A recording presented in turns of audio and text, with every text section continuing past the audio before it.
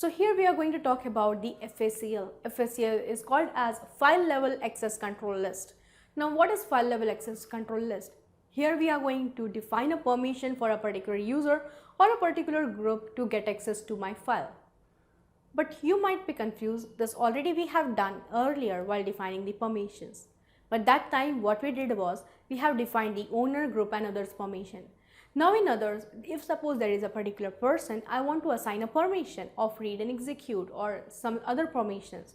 So how I'll be doing it? I cannot add those users into my groups because if I add those particular user into the group, all the directories if I have created and I have assigned the group members to it, they will also get the rights for it. Now if suppose I want to provide right to a particular user for a particular directory, in spite of modifying the directories, the group directories and adding the users, I can directly assign the permission to that particular user by using a FACL command. So let us see what this FACL is. So FACL is used to specify a specific user permission or a group permission to a specific file or directory. This particular users can be a member of any particular directory, it can be other member of any other group, but also we can add into the FACL command. Command can be used in such a way, FACL, and we can use -m command to modify the permissions.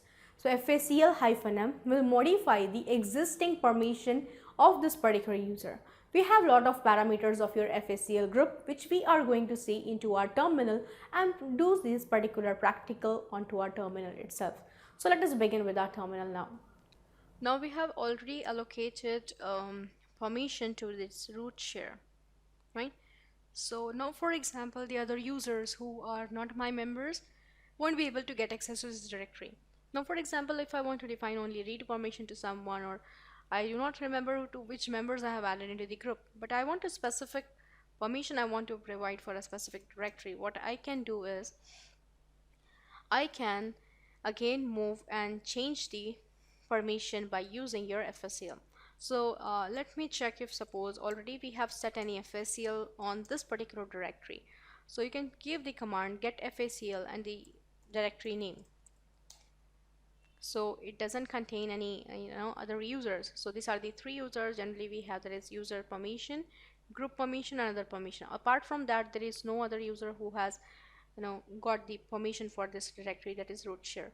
Now if I want to define the permissions for a particular user, where I'm going to add the user here, now I'm going to add James, and I want that the James should get access to this particular root directory, root share, right? So for that I need to give the command set FACL. So individually I can give the command to a particular user. So -m for modifying it, to whom you want to define the permission. So I want to define the permission for my user which I have created just now, that is James, and I want him to get access, full control for this particular directory. The directory name I need to define here. So it is set. Now how I'm going to get the same? By using get FACL. You can see it's showing you even the user James has the permission for getting access to this directory. Right, so this is the FACL permission. Even the James will get login. Let us get login with the James. I'll just change the password of James here. Okay, it has been done successfully. Now James is going to get login here.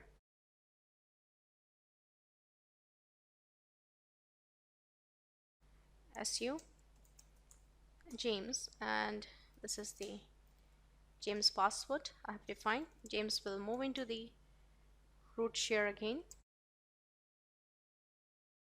Even though this root James is not a member of any group, he will be able to get access to full information. He will be able to create a directory, he will be able to remove a particular directory, he will, right? So this is how generally we can set a permission by using the FACL. So here I have set the permission for a particular user. Same way we can also set the permission for a particular group as well.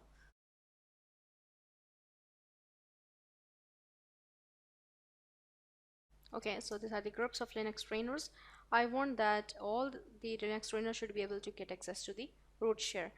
Again, can give the command that you will be able to see the root share again. Okay, so I'm going to define the command set fscl to set the permission.